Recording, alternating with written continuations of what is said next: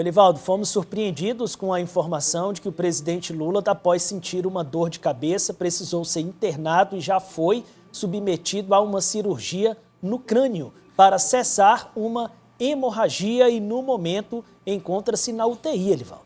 É verdade, Tiago, esse fato surpreendeu o país, causou assim, um enorme ambiente de suspense, de cuidados lá em Brasília. Foi já na madrugada desta terça-feira, final da noite de segunda, início já da madrugada de terça, o presidente Lula sentiu fortes dores de cabeça, recebeu uma atenção já em Brasília. Depois, o entorno do presidente Lula já vazou essa informação para a imprensa. Foi feita uma espécie, Tiago, de operação de guerra para a transferência do presidente de Brasília para São Paulo, para o Hospital Sírio-Libanês, onde ele foi submetido a uma craniotomia. É um procedimento cirúrgico no crânio para exatamente estancar uma hemorragia craniana, resultado daquele acidente doméstico do dia 19 de outubro. Você lembra que aquele acidente doméstico, inclusive, provocou uma internação do presidente Lula, até proibição para que ele fizesse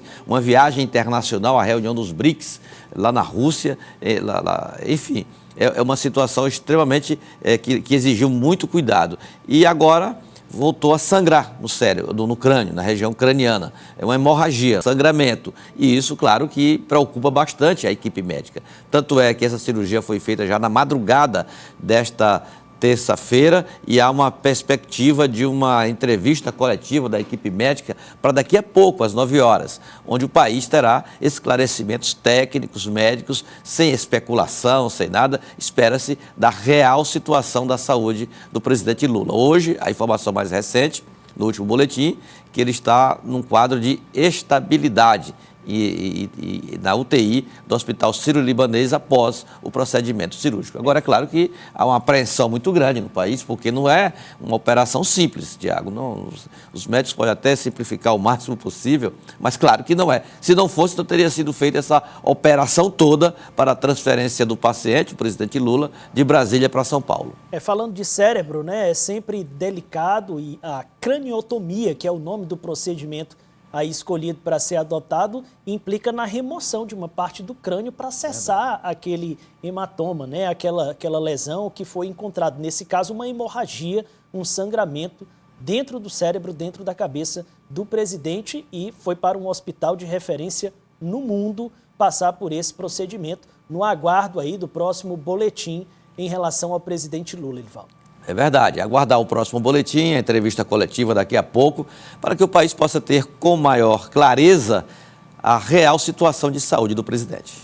Elivaldo, agora o presidente do Tribunal Regional Eleitoral do Piauí participou de uma reunião lá em Brasília, no Tribunal Superior Eleitoral, entre outras coisas, né, com outros presidentes também de TRS do Brasil. Ele levou o número de abstenção aqui do estado do Piauí, Elivaldo, que ficou abaixo da média nacional, abaixo de 15%. Um número interessante, mostrando o interesse do piauiense, já que uma eleição municipal são 224 eleições em todo o estado do Piauí, constatou esse número de abstenções, ou seja, de ausências das urnas, inferior à média nacional. Não deixa de ser um dado animador para o quadro do estado do Piauí. Esse encontro ontem em Brasília, o presidente do TRS, Sebastião Martins, desembargador, foi exatamente na companhia de presidentes de TRS de todo o país, no encontro que contou com presenças de ministros do Tribunal Superior Eleitoral, inclusive com a ministra Carmen Lúcia, que preside o Tribunal Superior Eleitoral e também presidiu o pleito municipal. Um momento de avaliação, no geral, de um pleito tranquilo, sem maiores intercorrências e dificuldades. Funcionou bem a urna eletrônica, os boletins também foram emitidos em tempo, no geral, tranquilos, sem nenhum comprometimento ao pleito municipal do país este ano. Elivaldo Barbosa, você me traz agora uma imagem de uma reunião de deputados que integram a bancada do Partido dos Trabalhadores na Assembleia Legislativa do Piauí, Elivaldo. Olha, Tiago, aquela aliança cruzada, como ficou conhecida, está fazendo escola no Piauí, pelo menos no Piauí. O que é isso? Em 2022, MDB e PSD fizeram essa aliança. Como não é possível a coligação proporcional, só em federação, os integrantes do MDB foram do PSD e MDB, foram todos para o MDB para a eleição de deputado estadual, e o mesmo aconteceu, só que no PSD para deputado federal. Movimento contrário. Então ficaram os dois partidos no MDB para disputar mandatos na Assembleia Legislativa e os dois partidos no PSD para disputar mandatos na Câmara Federal. Pois acredita que esse mesmo procedimento hoje é admitido pelo PT?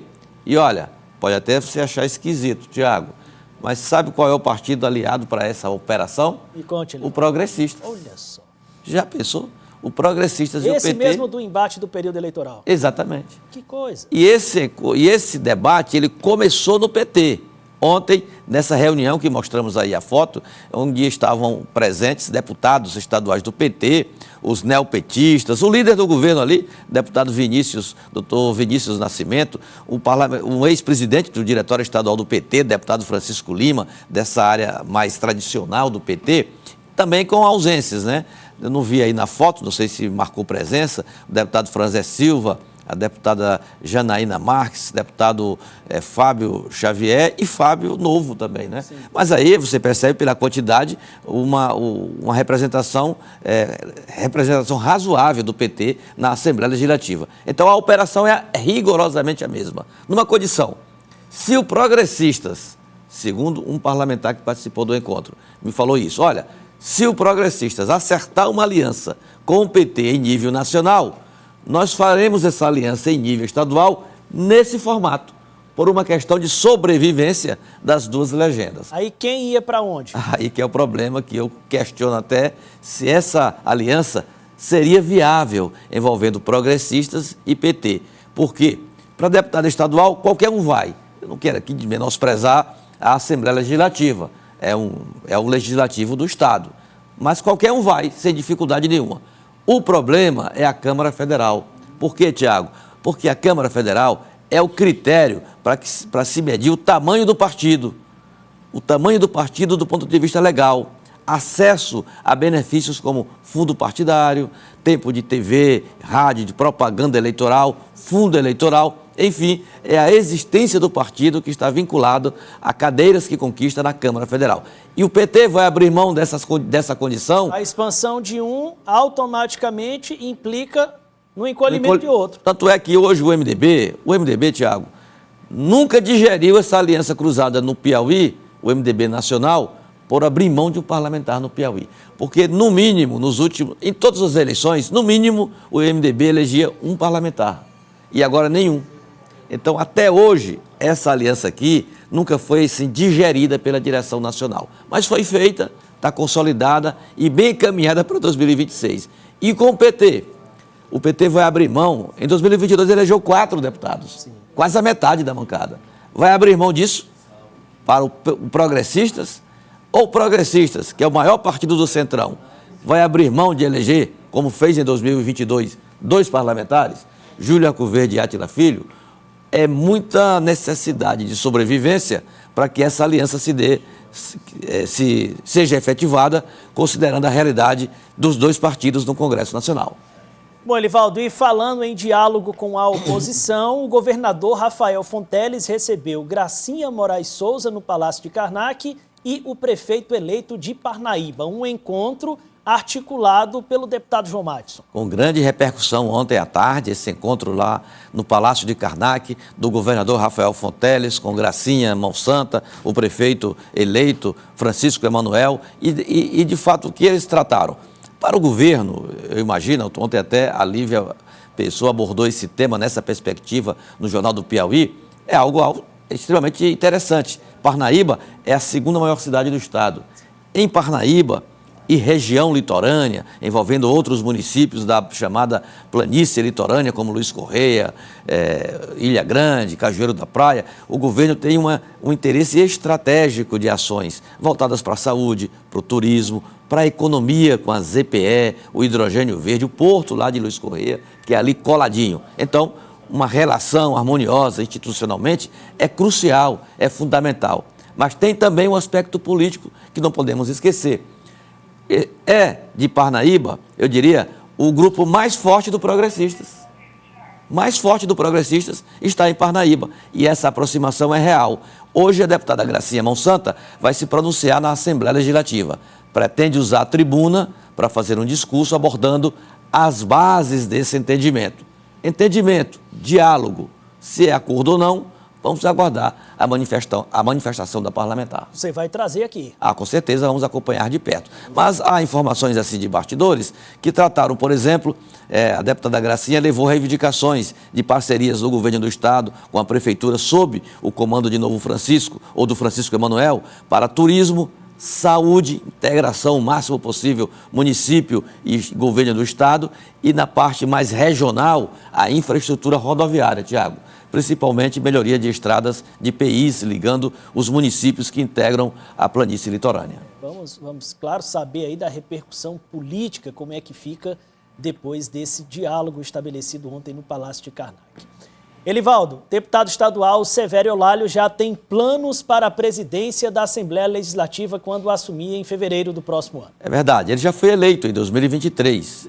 Há alguns questionamentos jurídicos, sim, mas isso não interfere na decisão política, já falamos até aqui no Notícia da Manhã, envolvendo as bancadas governistas na Assembleia Legislativa. Severo Eulálio ontem visitou aqui a TV Cidade Verde, foi entrevistado no Cidade Verde Esportes, todo uniformizado de Botafogo, está assim em lua de mel com o futebol, o time dele é campeão da Libertadores, pode ser campeão mundial daqui para outra semana, brasileiro, ele está assim em clima de festa. Mas ontem nós aproveitamos a vinda dele aqui na TV Cidade Verde e fizemos essa pergunta, e ele respondeu que está pronto para assumir o parlamento estadual. A eleição está apta, então a partir de 1º de fevereiro iremos para a Assembleia. Só muda se tiver alguma decisão vinda de Brasília. A conversa com todos os parlamentares do MDB, do PT, do Progressista, de todos os partidos sempre estão todas elas alinhadas, então acho que não tem nenhuma preocupação quanto a isso. Então, como não há preocupação, é sinal, Tiago, que independente de qualquer tipo de ameaça jurídica, a política já falou mais alto. Severo Eulálio será o sucessor de Franzé Silva a partir de fevereiro do ano que vem.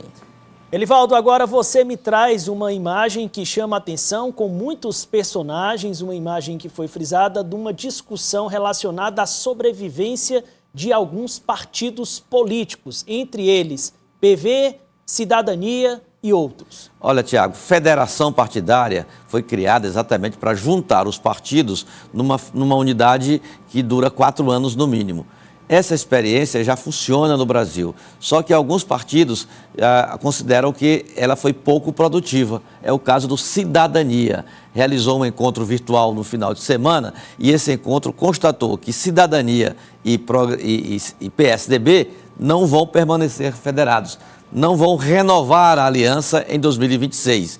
A manifestação, inclusive, do presidente estadual da Cidadania, o jornalista Mário Rogério, manifestou essa posição, manifestando, inclusive, que há uma excelente relação estadual, Cidadania, com o PSDB, porém, o Comando Nacional da Federação tem interferido de forma negativa nas estratégias estaduais. Ou seja, Cidadania vai procurar outro caminho. E outra história, Tiago, partido pequeno com outro maior não tem demonstrado um bom resultado em federação. Ele acaba sendo engolido pelo maior e some ainda mais da cena política. O mesmo deve acontecer com o PV, Partido Verde, na federação com o PT e o PCdoB. O PV não anda nada satisfeito. O partido encolheu mais ainda na federação com o PT, um partido bem maior, e o PV, um partido menor, não teve como sobreviver, e se continuar assim, a tendência é sofrer consequências ainda mais negativas. Eu diria que nós teremos modificações